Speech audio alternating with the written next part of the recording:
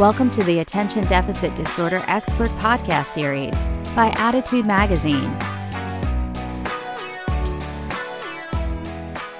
Hello, everyone, and glad you can attend Attitude's weekly ADHD Experts webinar. Just an introductory note before we get started. If you've listened to one of our webinars before, you know we've been experimenting with adding a certificate of attendance. When the webinar ends, a post-event survey will pop up. It will list 3 questions about the quality of the webinar, followed by 3 questions titled Required for Certificate. If you would like a certificate of attendance emailed to you, you should answer those 3 questions. If you don't want a certificate, don't answer them. And while I'm in housekeeping mode, I want to mention that today's webinar sponsor is NEBA Health, Happy, Healthy Brains, and No Prescription Required. NEBA Health's Brain Booster Dietary Supplement is packed with great tasting, optimal ratios of omega-3s to support brain health in kids and adults. Visit nebahealth.com to learn more. And finally, Attitude webinar sponsors have no role in the selection of the expert's presentation, or any other aspect of the webinar production. So, today's topic is a challenge for almost every person diagnosed with ADHD, dealing with and preventing worries and anxiety from overtaking our lives. There's so much going on in our lives these days that our brains are overwhelmed attending to it all. Having ADHD increases the intensity and frequency of anxiety. Actually, I think anxiety is the top co-occurring addition with ADHD. So they go hand in hand in a lot of cases. As ADHD symptoms get in the way of us doing our best, shame enters the picture, and we worry that we might commit the same mistakes, being late for an appointment or job interview, saying something inappropriate to family or friends the next time. So anxiety winds up becoming a part of our lives. We're happy to have Dr. Lidia Zylowska here to give us all the latest information about how anxiety exacerbates ADHD symptoms and the best ways to dial down our worries.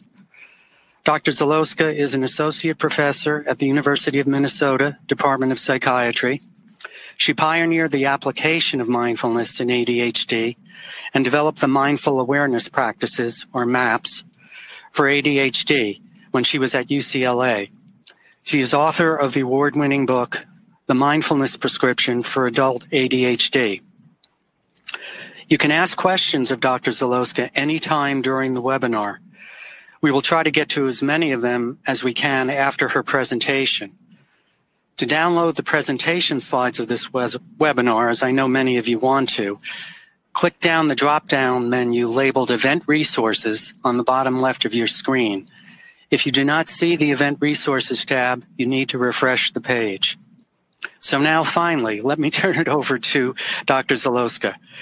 Great to have you here today, Lidia, to help us with this challenge.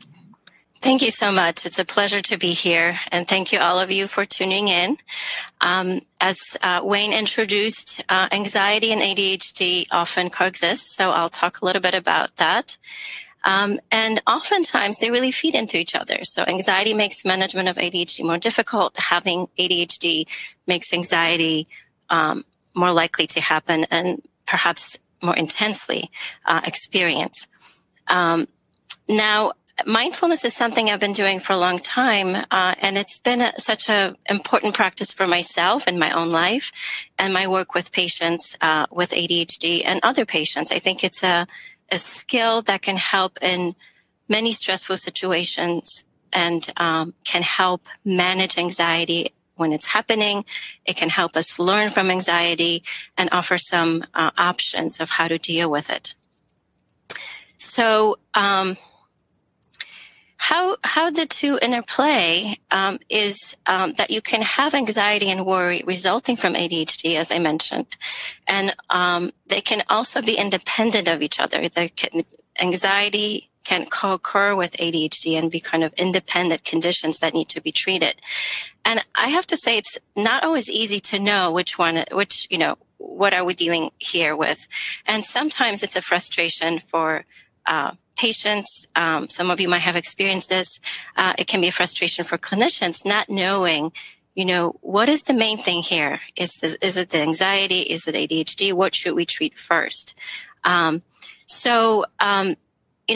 way to try to distinguish the two is that if the anxiety and worry is related to behaviors that come from ADHD, so worry about being late, worry about not getting tasks done, remembering difficulties related to executive function, not being able to finish things, having prior failures, maybe difficulties with how you interact with others. And a lot of the worry and anxiety is around that, that this may happen again and, not quite believing that you can control it. Then I think treating ADHD first would make sense. If the anxiety is more generalized, not just around ADHD challenges, but perhaps related to your health, world events, relationship, finances, to the point when it's sort of uncontrollable and generalized, then we might call it generalized anxiety disorder, which is separate from ADHD. And there's also some specific anxiety disorders like social anxiety, really difficulty with being in new social situations, or perhaps, in a situations when you talking to your boss or authority figure, being out in public may be very difficult. Panic disorder is another condition that kind of has a life of its own when you have repeated kind of moments of intense anxiety. OCD is quite common with ADHD, and other more specific anxieties like flying phobia. Wayne mentioned that anxiety is one of the most common co-occurring conditions in ADHD, and it's estimated that, from 25 to 40% of those with ADHD have a separate ADHD anxiety disorder, and sometimes the estimates are closer to almost 50%. And I think, the anxiety resulting from ADHD is probably something that everyone experiences if they have ADHD. It comes up at times when, there may be a particular challenge with ADHD, or perhaps when the lives are more stressful in general, it's harder to manage the anxiety. So here, I have this sort of a picture to remind us how much anxiety feeds into ADHD and ADHD feeds into anxiety. You can have issues. This will be on, I guess, the left side of the slide, with ADHD issues with executive function, working memory problems, not remembering things, kind of getting into your own way because of that, and then worrying about that. Having procrastination tendency, avoiding certain things that are difficult. And then actually by the procrastination can then increase the worry. It's a kind of short-term solution of, okay, I'm not dealing with this right now, but there can be this kind of more generalized background anxiety growing as there are things you need to be attending to and you're not. Difficulty with focus, having great intentions to get something done and then finding yourself being distracted and then worrying about your own ability then to focus. So self-doubt is a big part of ADHD. Once anxiety and worry are significant, then there is exhaustion. There can be overwhelm. There can be, amplify anxiety with fear and shame. And that itself can really deplete the executive functions. And make dealing with ADHD more difficult. So it's often this kind of a spiral that has to be addressed. And depending which one is more predominant, ADHD or anxiety, sometimes we treat one first. This is tricky if somebody has a co-occurring anxiety disorder. If you're trying to treat ADHD, the anxiety may get worse. As you may know, stimulants can make anxiety worse. So then we have to really be creative and treat the anxiety first, typically maybe with antidepressants or maybe with other anti-anxiety options like CBT therapy before the ADHD can be addressed. So one option in trying to untangle the two is mindfulness. And I want to focus on that today. And I see mindfulness really as one tool in a toolbox of treating ADHD that can be combined with other things, with medications, with therapy, with supplements, with lifestyle change. But mindfulness, I think, is one way of really even knowing yourself and kind of knowing what helps you, like understanding the problem and then knowing the solutions more easily. So what is mindfulness? I'm sure you've heard the term, many of you. There are many ways of describing it. I want to focus on mindfulness as an attention training. It's a way to bring attention to present moment, particularly your inner experience inside of you, and training attention to connect with that present moment as much as possible throughout your activities, throughout your day.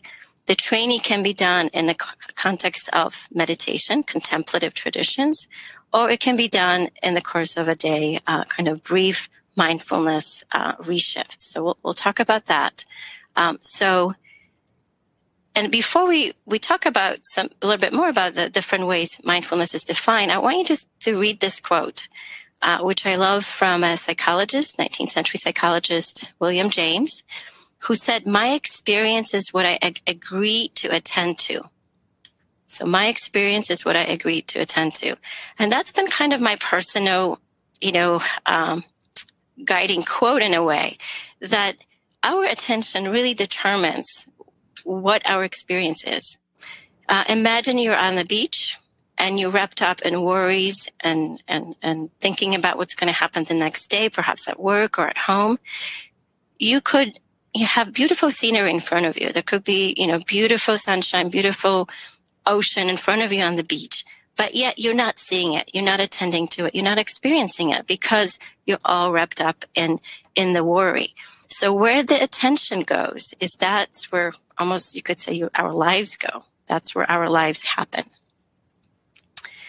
And here's another quote that's been really important as well in my understanding of mindfulness. This comes from Viktor Frankl, Man's Search for Meaning, a very well-known book. And he said that between stimulus and response, there's a space. And that space is our power to choose our response. In our response lies our growth and freedom.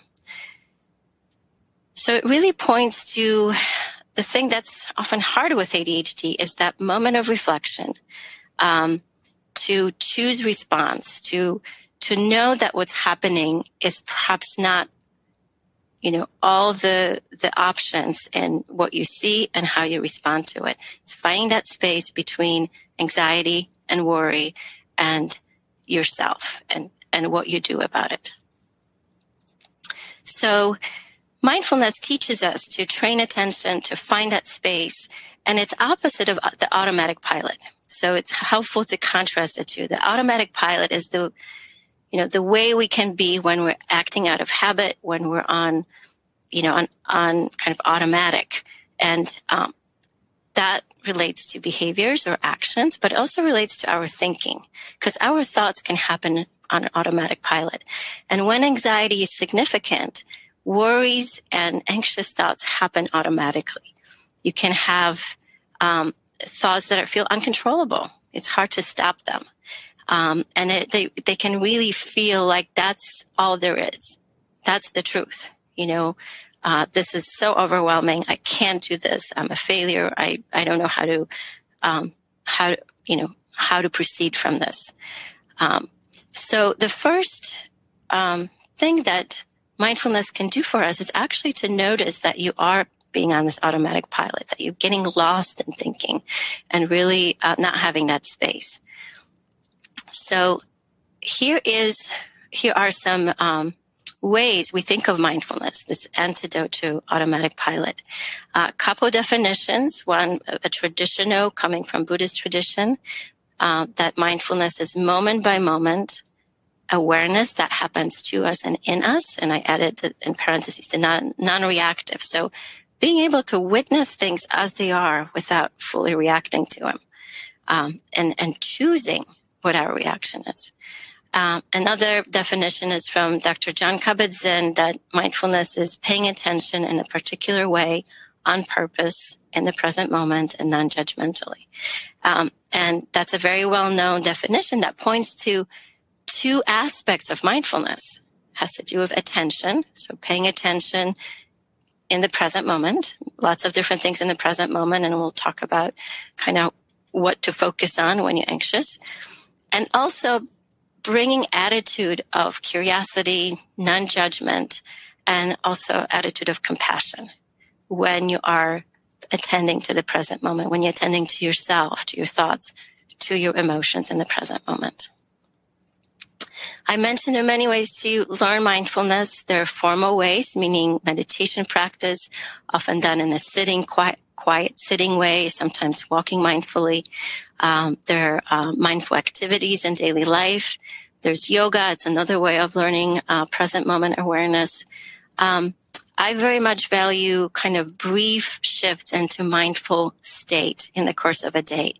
So learning to do what's called the informal or in daily life practices that you can bring to anything that you're doing. Any activity can be done in a more mindful way than typically.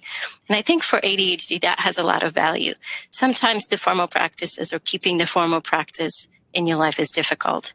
And so actually, learning how to tune in just for, half a minute into the present moment, has value. And then doing that many times in the course of a day or a week can strengthen that ability, can kind of train that attentional muscle to know that you have the option of bringing attention to the present moment.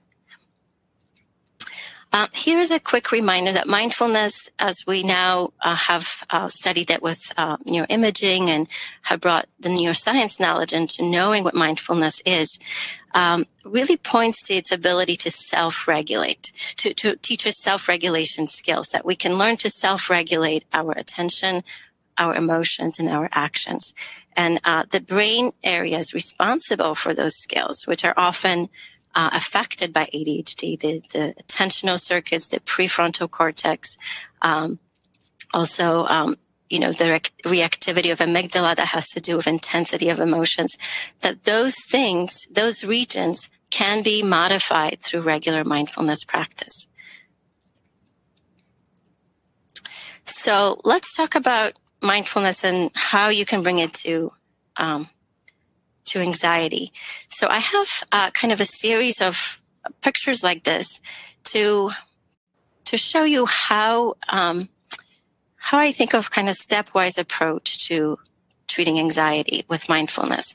So there are sort of times when the anxiety is so intense, you are in this automatic pilot, all your attention, and on this picture you can see the arrow kind of going from the head to the worry. All your attention, all your awareness is kind of wrapped up in the worry.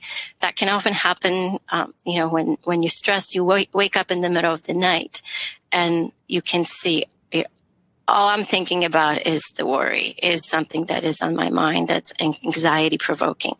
And then with that, there can be a response in the body. It's a mind-body state. You can have a sense of tension in the body.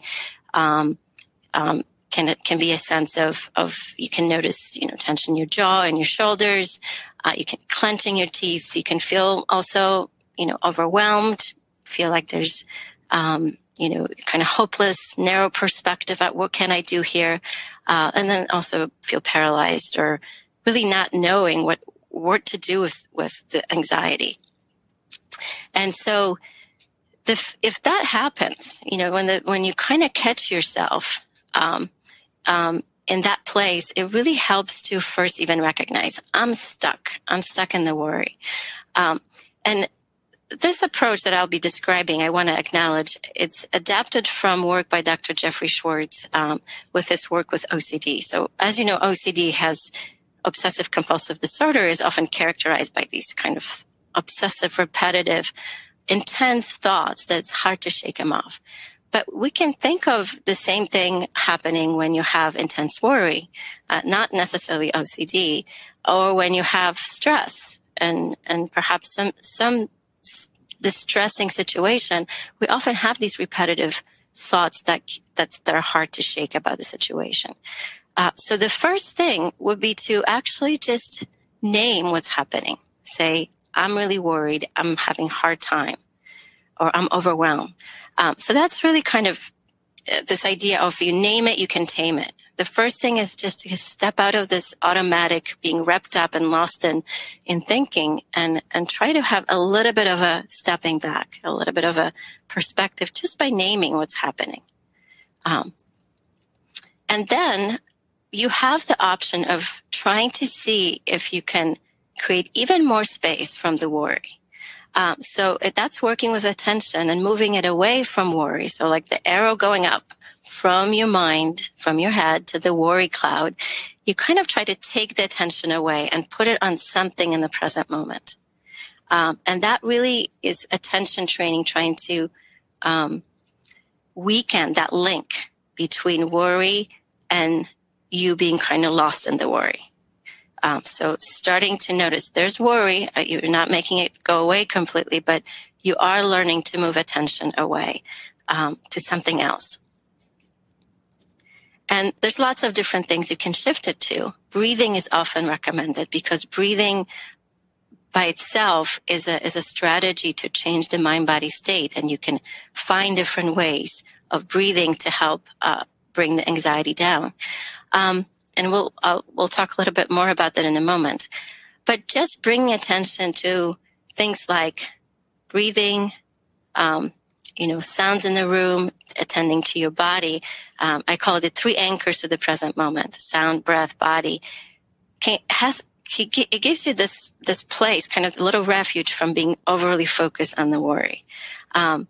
Or connecting to 5 senses. So 5 senses, like sense of smell, a sense of touch, even looking around, noticing shapes and colors. Mindful eating is a great practice of, slowly drinking tea, for example, or slowly eating something, really tasting the flavor and the textures. And so you're putting all the attention on the activity and trying to, again, move away from the worry. And it's almost as, let's do something else than worrying. Let's try to create a little bit of a distance between the anxiety and myself. Again, doesn't work 100% typically, but it can give you a bit of a perspective shift. And so first you're really learning to bring attention back from the worry. Then you go back into the worry and you bring attention back to sound, breath, body, for example, or some other activity. So if you're doing breath work, if you're focusing on the breath, there are many different ways to do that. Some easier, some more difficult. And I always recommend find what works for you. Try different ways. Sometimes just watching your breath, just watching the breath coming in and going out, can be enough. You're not changing your breath. You're just watching it how it is. But just by shifting to noticing the breath can bring the stress down.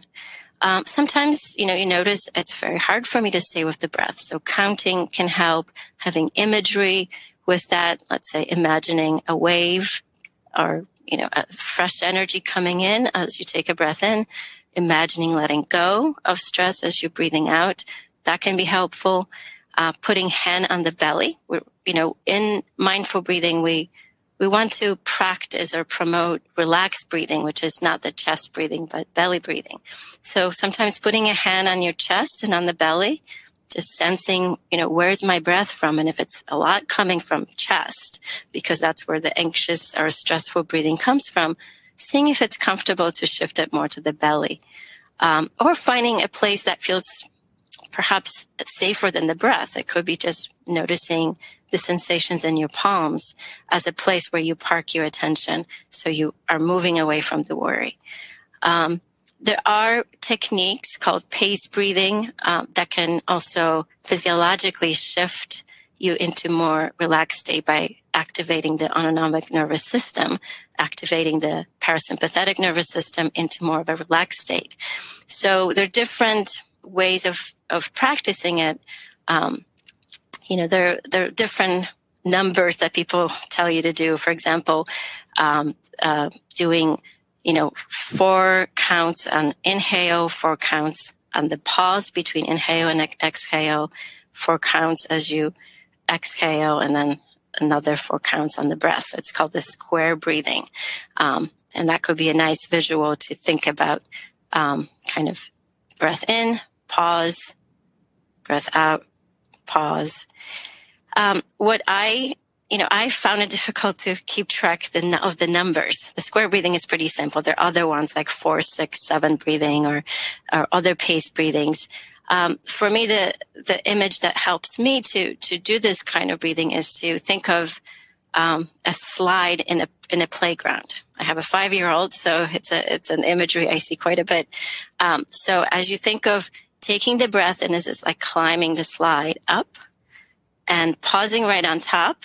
And that's the pause between in-breath and out-breath. And then as you slide down, it's this kind of letting out the exhale and being a little longer than the inhale.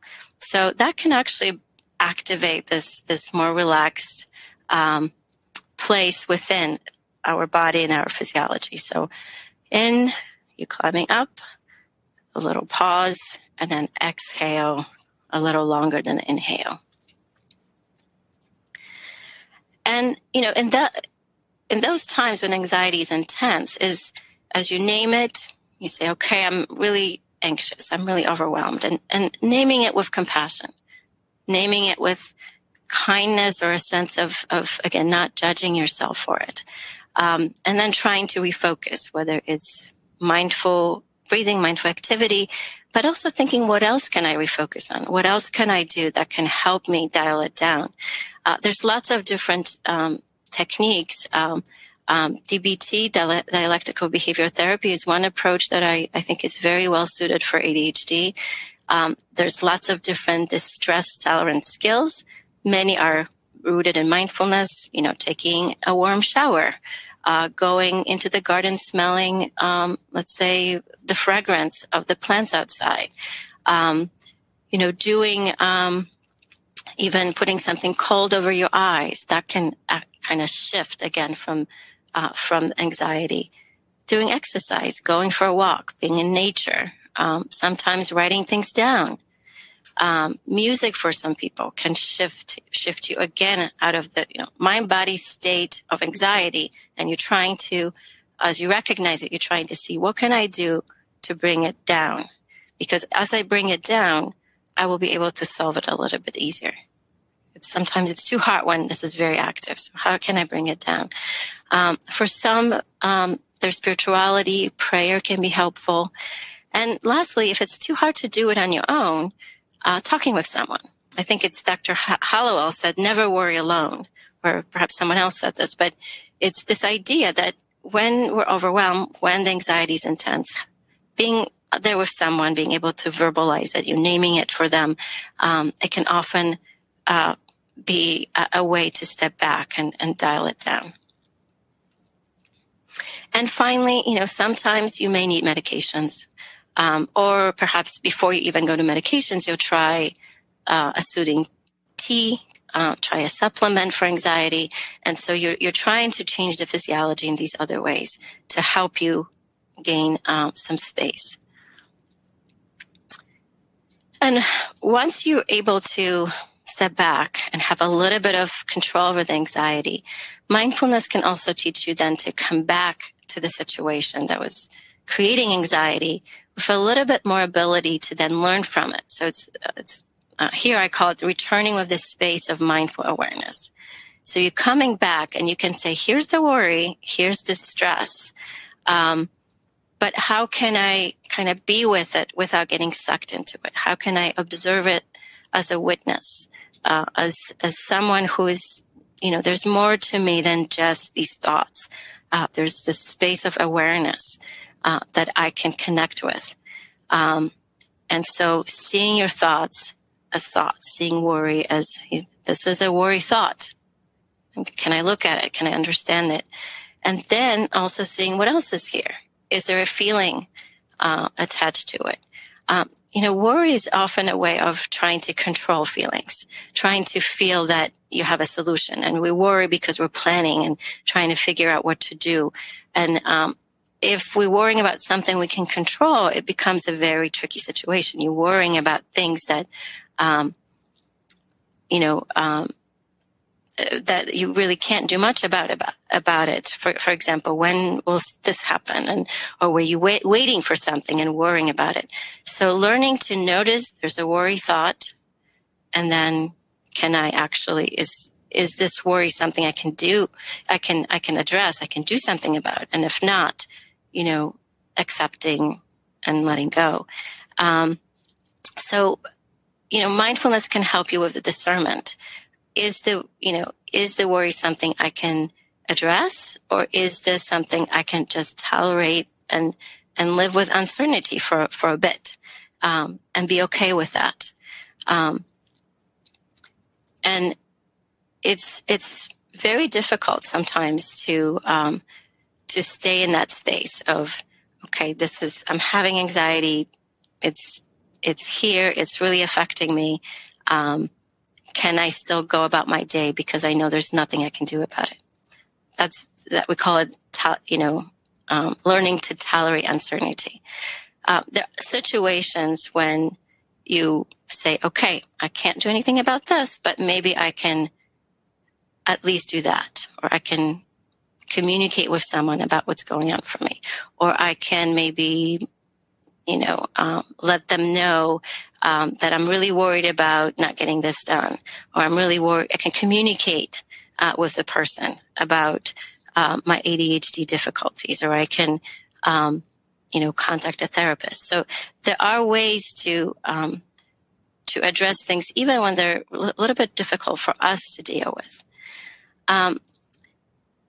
Mindfulness, the value of mindfulness is that it teaches you what is it that you need in the situation of anxiety.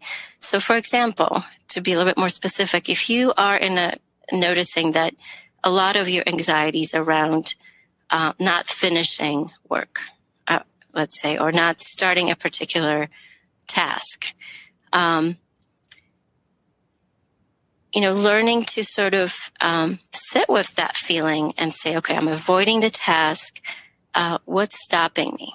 Is it that it's a very complex task and I don't know how to start, so I really maybe need help from someone? Or, is it that I have this strong desire to be perfect, and and unless I have everything in place, unless I have, the things are coming out perfect for me as I go about the task, then I'm not able to finish it, or I'm not able to get it done.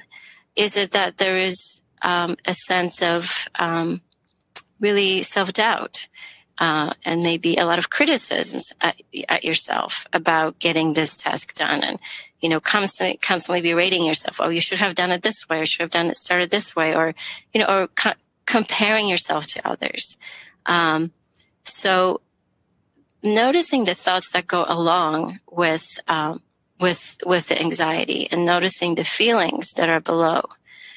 Is there fear that I'm going to start and I'm going to find out I don't know how to do it, or I'm going to forget, and then I started and then I never finished that, and with that, you've had previous experiences of maybe starting, not finishing tasks. So there is a real evidence that this can happen again.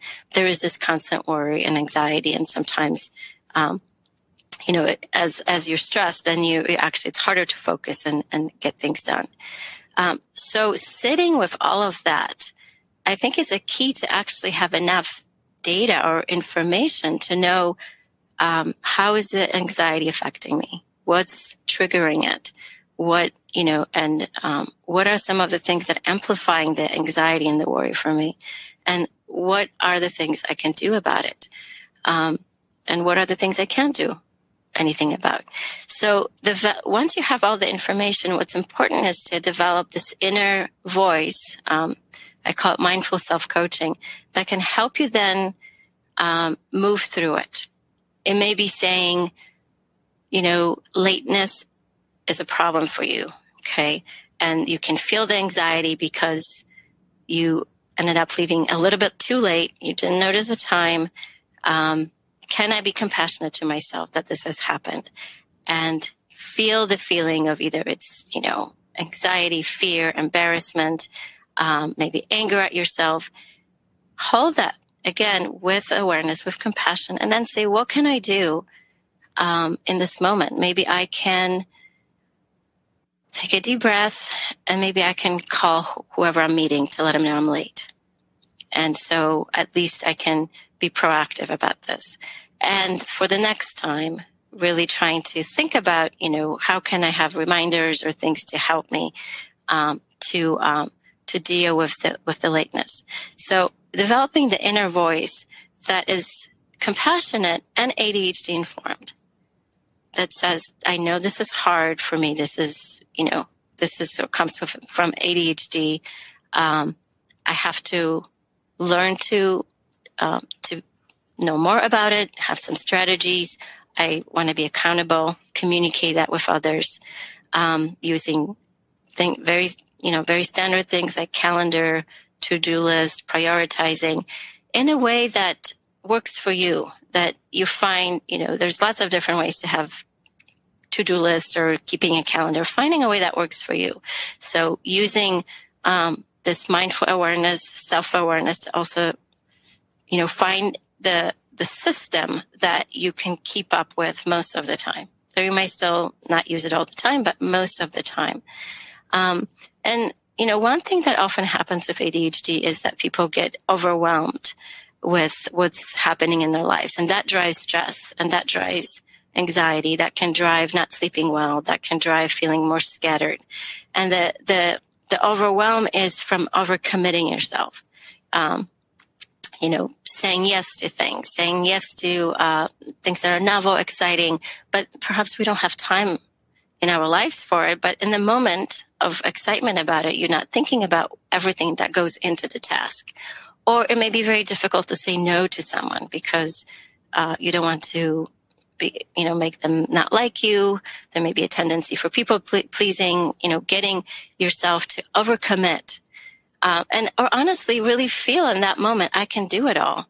But something happens next week, that becomes another stress in your life. And then you realize I really overschedule myself so tight that there's no room for error. There's no room to really deal with things when they don't go, they don't happen perfectly. So really reflecting on that, how much stress is in my life, how much anxiety is in my life because of this.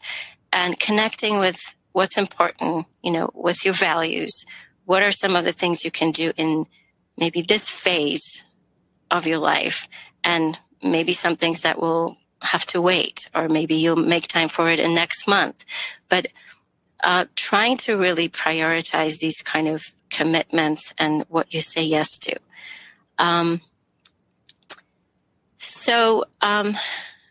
With that, with kind of this general overview, I wanted to give you a little bit of a little practice that I think is helpful. This is a practice called STOP. Some of you might know about it. It's a common mindfulness practice of just briefly checking in with yourself in the present moment. And each letter kind of reminds you of what to do. So it's just stopping or pausing what you're doing. Then taking a breath or a few breaths, observing in the present moment. And that really often means noting maybe sounds around you, noticing what's happening, but very much observing what's happening inside. So shifting attention inward, noticing your thoughts, your feelings, your body sensations, the energy in your body, kind of what you might be needing in that moment. And then proceeding kind of with now more awareness, with more space, and making some choices. So maybe all of us can do it right now, this little practice. So for a moment, and if you want, you could close your eyes for a moment, or if you don't want to do that, you can just rest it in one spot. And taking a few breaths. Just noticing your breath coming in, your breath going out. Noticing the pauses in between in-breath and out-breath.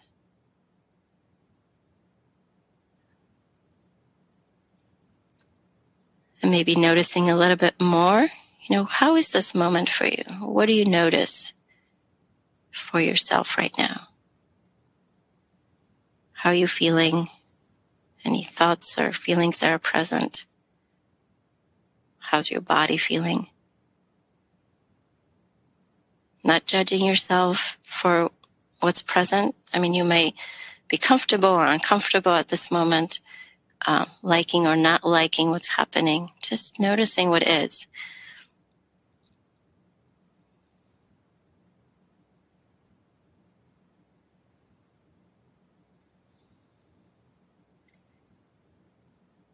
And, you could practice this for a minute, for 5 minutes, however however it's comfortable for you or how much practice you've had, and then kind of moving on with your day, with this, with giving yourself that moment of reflection.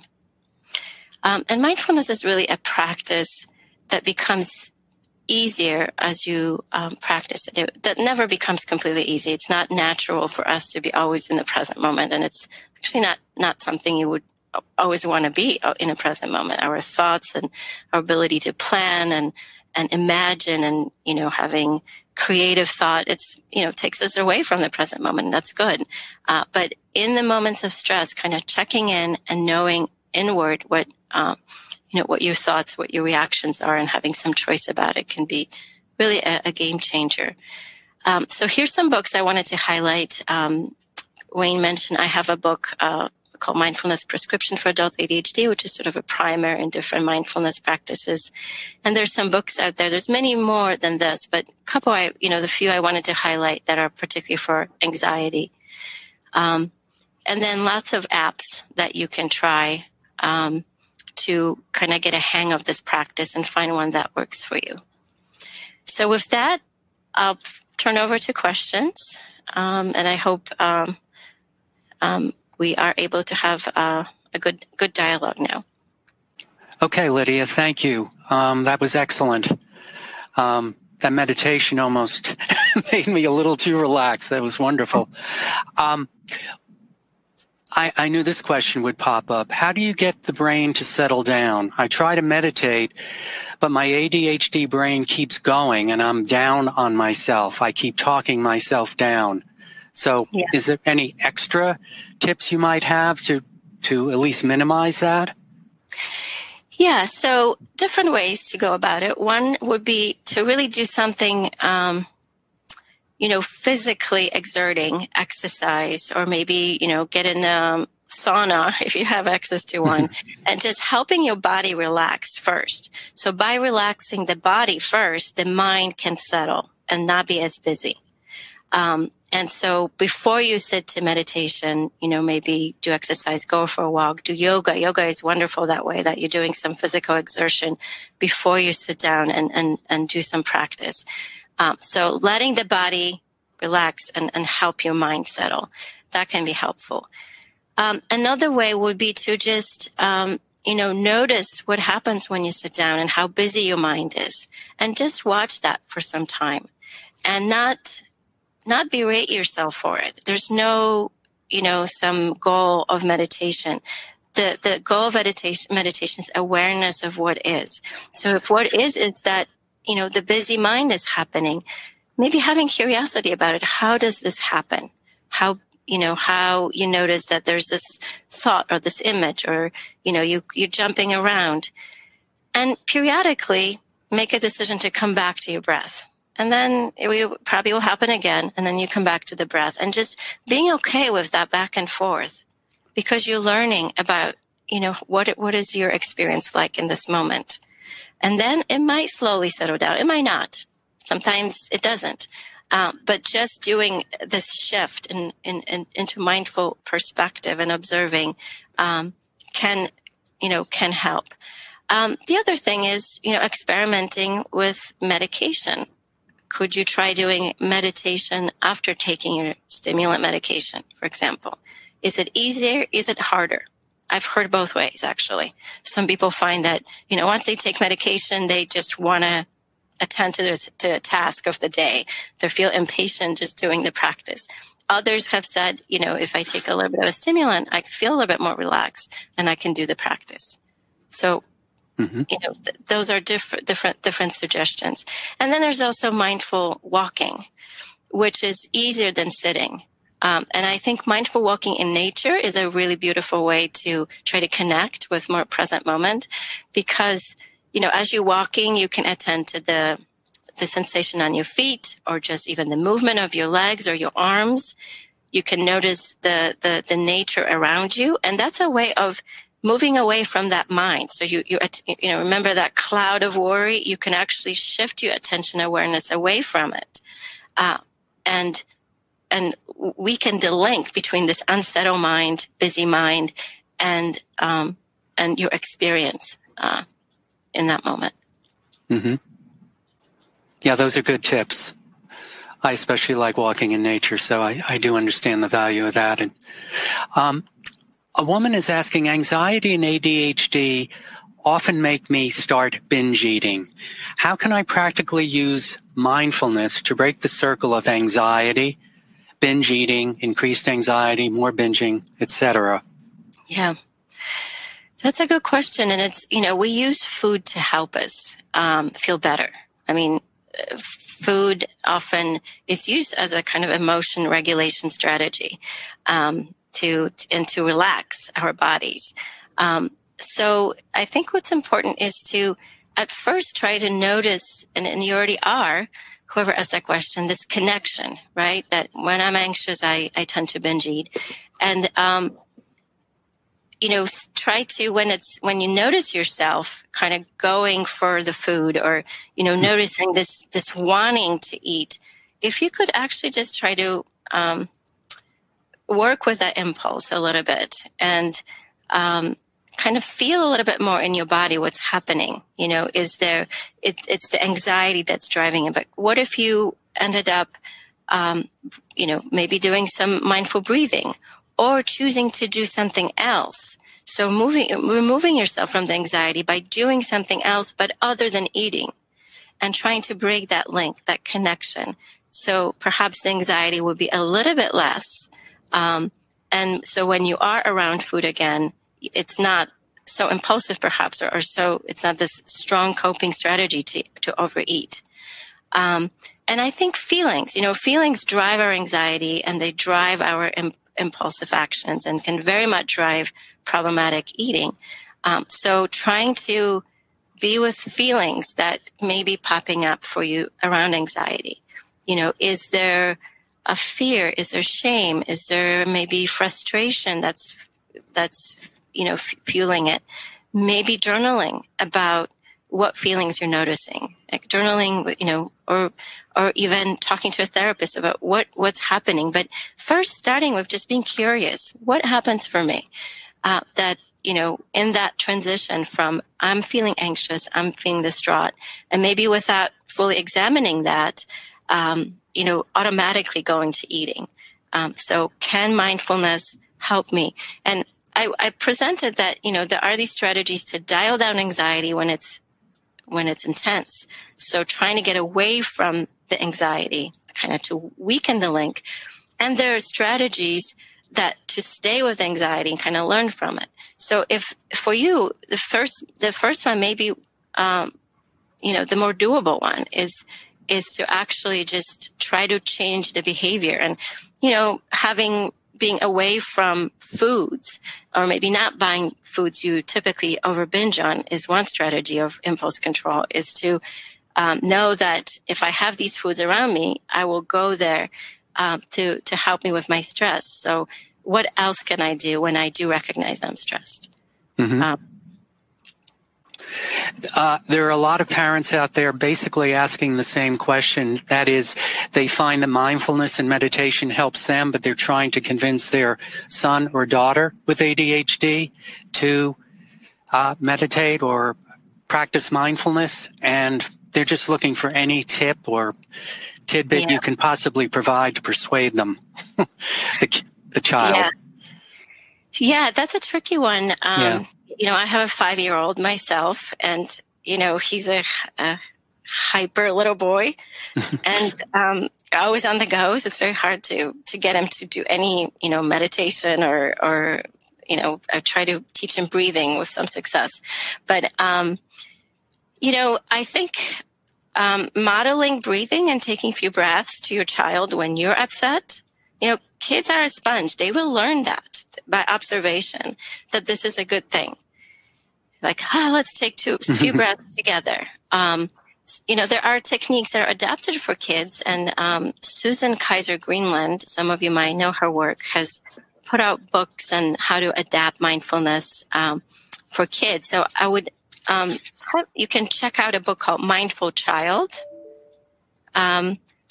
Or you can look at another publication of hers called Mindful Games, little games that really help children bring them to the present moment. One technique is having the child lay on their back, put a little toy, maybe a little stuffed bear, on their belly, and have them watch the bear go up and down. So you can call the game taking the little bear for a ride on the belly, and then they can, as they watch it, they can really kind of settle down. Some simple mindful yoga can be helpful for kids. Movement, is easier for kids. And there's also stories. There are, CDs that you can buy with either imagery, relaxing imagery for kids. And that does teach them to kind of use imagery to relax their bodies. And you can help them to say, well, how do you feel after hearing this story? Or, what's your body like? What is your breath like? With my son, we do, there are these stories. There's one, there's lots of different options. One I've used is called, it's by Lori Light, Lite, Indigo Dreams. And she has these really beautiful stories that are appropriate for at least, 5-year-olds or so, or even older children. When it's, a story of a caterpillar helping, a little girl helping a caterpillar relax when the caterpillar is stressed, or having a little boy and a turtle kind of learning to relax their body together. So those are kind of stories. You could tell mindful stories. One app called Stop, Breathe, and Think is really tailoring their meditation to kids and young adults, teens and young adults. So that might be one to check out. But parents are the main teachers. If you can kind of model, or even like when you're stressed out, let's go for a walk. Let's do something that's relaxing. That can really stick with kids. Mm-hmm. Could you talk a little about dialectic behavior therapy? Because you mentioned it, and you don't have to go on and on about it, but people just want to know how it helps, the benefits, how you might find a practitioner. Yeah, so dialectical behavior therapy was developed by Marsha Linehan, a psychologist. And, if you look it up, you'll see lots and lots of resources on that. And it was developed for people with intense emotions, and also even intense suicidal thinking and self-injury. But the techniques there are really applicable to all of us. In the moments of strong emotions, of strong distress. So they have different strategies called distress tolerance skills that can help you kind of bring down intense emotions. There you can find there's one called Improve the Moment. So kind of how you attend to yourself in the moment to help you get the emotion down. There is, as I mentioned, one would be, putting ice over your eyes. Mm-hmm. So like a cold pack over your eyes will activate parasympathetic nervous system. It can dial down the intense emotion or anxiety. It may be using, strong sensory input, like a really strong smell. Lavender is one that we use because it also has calming properties. It could be even holding onto an ice cube. So you feel this strong feeling. And so it can kind of snap you out of kind of being stuck in reactivity or maybe a mind state that's really, you can lose perspective. You can, feel like, I'm terrible, or this is terrible. He's terrible. She's terrible. We can all be very sucked into kind of this reality sometimes that's very narrow and driving our stress. So trying to get out of that. There is this website that I really like that has a nice packet for people who are interested in learning more about DBT. Let me bring that up in just a moment. It's a website from UK. I think it's Get Self Help getselfhelp.com. Let's see. It's getselfhelp.co.uk. And if you look up dealing with distress, that will give you some strategies. We're in a very kind of a nice different options of how to deal with distress, how to get yourself out of this place, this state, when you're spiraled in, and and at that point maybe your reserve to deal with the issue are very limited. So how to get yourself out so then you can come back and problem solve later on. Mm-hmm. You had mentioned stimulants, possibly settling the mind so you can actually engage in mindfulness. Are there any supplements or herbs?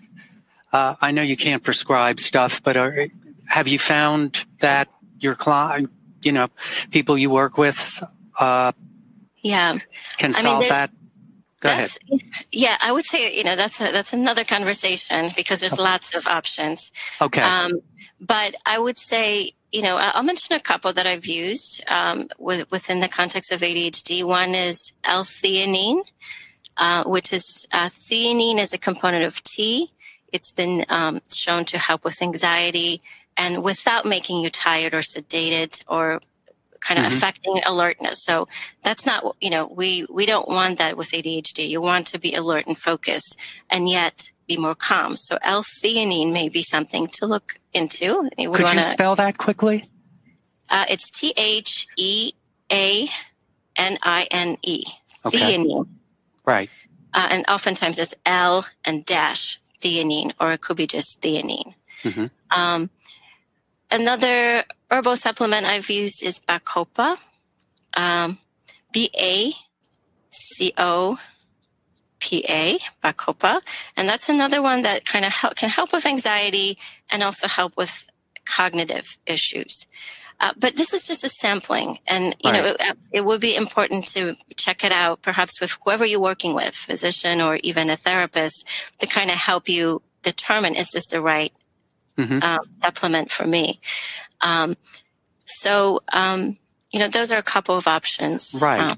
And you mean to put you more in the mood to practice mindfulness, or are you just talking about addressing anxiety in a general way? This is more addressing anxiety in a general way. Oh, okay.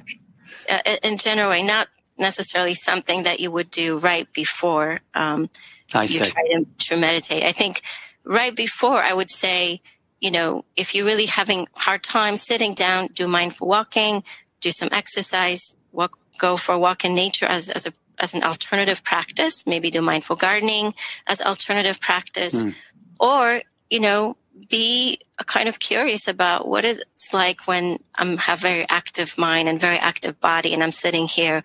Maybe for a minute or two, I can watch this and have compassion about it before I move on. And that's a valuable practice too. The other thing is it's easier to practice with others. So if you find it's difficult to do it on your own, being in a group with other beginners and sharing what you're noticing, and there's something in a group that can help people relax together. So, playing with that as well. Yes. Well, I think the hour is up, or very close to being up. Everyone had lots of great questions, and of course, your expertise and insights were fantastic. Thank you. So I wanted to thank you for being here and sharing your expertise with us. Well, thank you. It's a pleasure to be here as always, and thank you for the great questions and the interest in this. Yeah. Okay. And thanks to all you attendees for being here as well. Let's see. And I just want to read the copy about the sponsor of today's webinar. It's NEBA Health.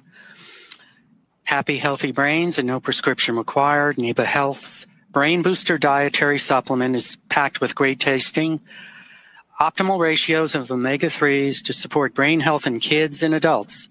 So if you want to know more about it, visit nebahealth.com.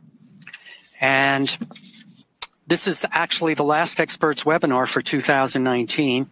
The first webinar of 2020 will be on January 9th. when Linda Rogley will kick off the new year with a topic that's dear to all our hearts, conquering clutter. So I hope you'll be there for that. And thank you everyone for attending today's webinar, and have a great day. For more Attitude podcasts and information on living well with attention deficit, visit attitudemag.com. That's ADDITUDEMAG.com. That's ADDITUDEMAG.com. That's ADDITUDEMAG.com.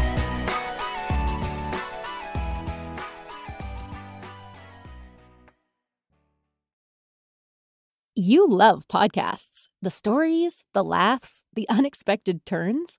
But when this episode ends, the silence starts. Not anymore. Audiobooks.com turns that silence into your next great adventure. With over 450,000 titles, from bestsellers to hidden gems, your love for listening just found its new best friend. And because you already know the joy of audio, we're giving you 3 free audiobooks to start your journey. Imagine your favorite podcast, now with unlimited episodes. That's audiobooks.com. Keep the story going. Sign up for your free trial at audiobooks.com/podcastfree today. Because for podcast lovers like you, the end of an episode is just the beginning. That's audiobooks.com/podcastfree.